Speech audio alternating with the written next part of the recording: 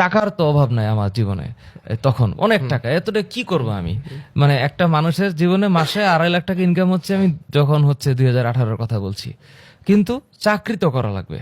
কেন? বিয়ে শাদী করার সময় মানুষজন জিজ্ঞেস করবে কোন অফিসে কাজ করেন, কি কাজ করেন।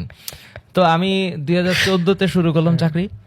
2014-তে আমি নর্থ সাউথ ইউনিভার্সিটি থেকে পাবলিক হেলথ এপিডেমিওলজিতে মাস্টার্স করার পর আমার একজন ফ্যাকাল্টি, খুবই শ্রদ্ধা করে আমি ডক্টর নিজামুদ্দিন আহমেদ স্যারের কথা বলবো, উনি আমাকে একদিন ফোন করলেন, আসো অফিসে আসো। তো ততক্ষণে আমি মাস্টার্সে ওনার সাথে আমার একটা ভালো রিলেশনশিপ বিল্ড আপ হয়েছে, উনিও আমাকে ভালো জানে, আমিও লেখাপড়ার প্রতি খুবই অনুরাগী, এবং উনিও আমাকে কেন জানি পছন্দ করলো। আমিও মাশাআল্লাহ খুব চেষ্টা করতেছি যে এরকম একজন কাউকে না কাউকে লাগবে যার মাধ্যমে আমার চাকরি জীবনটা শুরু হবে। তো উনি একদিন অফিসে ডাকলেন, একটা প্রজেক্ট দেখালেন যে Bangladesh birth and death registration programme, BDRP, এইটার একটা CRVS programme, civil registration CRVS and vital service, কি যেন একটা নাম। এই প্রজেক্টের লম্বা একটা প্রজেক্ট, এই প্রজেক্টের আমি হলাম রিসার্চ অ্যাসোসিয়েট। তো তখন আমি আমার 2014 সালে চাকরি শুরু করলাম, আলহামদুলিল্লাহ 45,000 টাকা বেতন দিয়ে।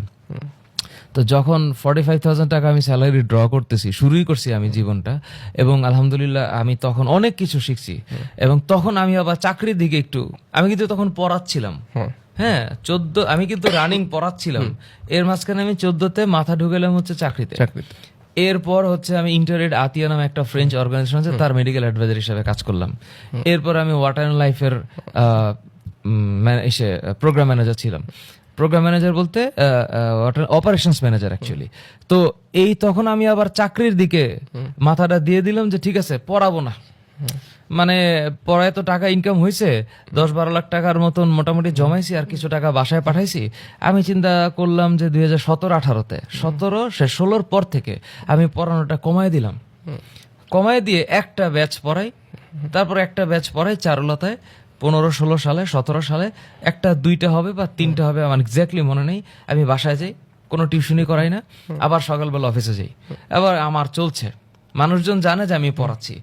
দৈনিক আজকের বাংলা .net